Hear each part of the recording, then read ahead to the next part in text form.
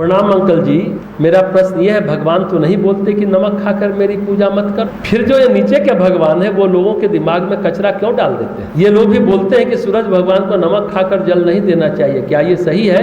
मुझे इसमें कोई लॉजिक नहीं दिखता, लेकिन हम आपसे चाहते हैं कि आप कन्फ्यूजन दूर करें प्लीज।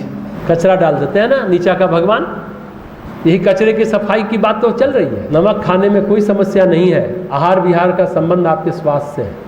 हाँ, नियमित रूप से आप साधना करने को इच्छुक हैं तो फिर आपका शरीर और स्वास्थ्य दोनों साथ देना चाहिए साधना में। इसलिए सात्विक भोजन, सादा भोजन यानी नमक, तेल, मिर्च, मसाले का अतिशय प्रयोग इसलिए साधना में मना किया जाता है कि आपका शरीर स्वस्थ रहे और साधना में आप मनोपयोग पूर्वक लगे रहिए। विशिष्ट साधना में नमक भी तामसी भोजन में माना जाता है, यानी मन में जड़ता आएगी, आलस आएगा, या फिर मन में हलचल होगी, हलचल बढ़ेगा तो फिर साधना में मन नहीं लगेगा। जब साधना हो या ध्यान साधना हो, मन एकाग्र नहीं रह पाएगा, स्थिरता नहीं आ पाएगी। इसलिए भी ये कहा जाता है कि खाली पेट ही पूजा करनी चाहिए ताकि मन पूजा पाठ में लगता रहे।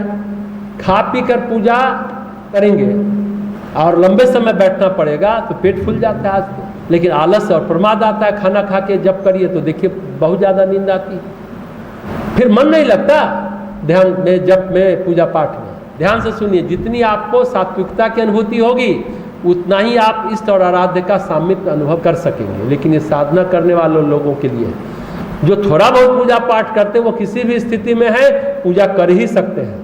देखिए, इसको और ध्यान से समझना चाहते हैं तो 3 चीज़ होती है, आस्तिकता, धार्मिकता और आध्यात्मिकता। आस्तिकता का मतलब भगवान है, हम उनकी पूजा करना चाहते हैं, आपको भगवान के अस्तित्व के प्रति कृतज्ञता है, बहुत अच्छी बात है। दूसरा है धार्मिकता।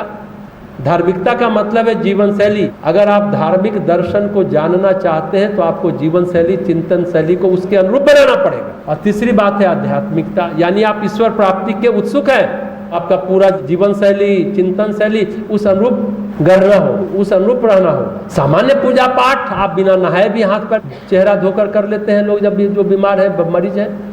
जैसे जमीन पर चलना है तो आसानी से चल लेते हैं, लेकिन ओलंपिक में चलना है या पहाड़ पर चलना है तो आपको तैयारी करनी पड़ेगी। चलना तीनों में है, पर अगर ओलंपिक में दौड़ना है तो अलग उसकी तैयारी है।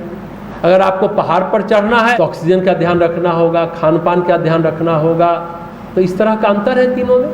सामान्य रूप से दौड़ने में, ओलंपिक में दौड़ने में, पहाड़ पर चढ़ने में यही अंतर है। वैसा ही अंतर क्या है आस्तिकता, धार्मिकता और नैतिकता में, वैसा ही अंतर है। आप अपने को कहाँ अनुभव करना चाहते हैं, इस अनुरूप अपने जीवन शैली को विकसित करिए। आस्तिक आदमी के लिए बहुत ज्यादा कठोर नियम नहीं है, धार्मिक आदमी के लिए जीवन शैली थोड़ा कठोर है, विचार शैली, रहन सहन का अपना एक नियम है। परंतु आध्यात्मिक आदमी के लिए बहुत कठोर नियम है, बहुत अनुशासित रहना पड़ेगा। भगवान कृष्ण गीता में कहते हैं ना, आहार यानी भोजन, विहार यानी जीवन शैली, शयन जागरण सब प्रॉपर पालन करना होगा, तब योग संभलेगा, यानी आध्यात्मिकता सधेगी। वैसे आपके नमक खाकर जल देने से या नमक खाकर न जल देने से भगवान सूर्य को कोई समस्या है? बताइए, उनको कोई समस्या नहीं है। सुबह उठ जाइए, जल दीजिए, फिर खाइए पीजिए, इसमें आपको भी क्या दिक्कत? सूर्य भगवान को तो किसी में भी दिक्कत नहीं, लेकिन आप सुबह उठिए, जल दीजिए, फिर खाइए पीजिए, इसमें आपको क्या दिक्कत हो रही है? खा लिए गलती से, मन है देने का तो दे दीजिए ना, इससे कोई पाप नहीं लगेगा। ये क्लियर है, स्पष्ट है। लेकिन अपने यहाँ स्नान से पहले खाना पीना नहीं होता, ये अपनी संस्कृति की पहचान है, संस्कार में। पर कुछ लोग अब खा लेते हैं तो क्या कीजिएगा, उनका अपना अपना तरीका है जीवन जीने का। आप बिना नहाए 5 दिन रहिए, 10 दिन रहिए। कुत्ता भी तो नहीं नहाता है, 10 दिन नहीं नहा के रहता है, तो क्या फर्क पड़ता है? आप भी मत नहाइए। हाँ, ज़्यादा रोक टोक करने पर निश्चित रूप से लोग ठिठक जाएंगे पूजा पाठ करने से। आज वो जल दे रहा, हो सकता है कल नहा कर दे। ये भी तो सोचिए, लोग को इनकरेज कीजिए, उत्साहित कीजिए, हतोत्साहित नहीं करिए। न देने से तो अच्छा है कि वह दे। वैसे भगवान कभी किसी को कुछ नहीं बोलते हैं, नीचे का भगवान जैसा भी कुछ नहीं होता है, भगवान भगवान होता है।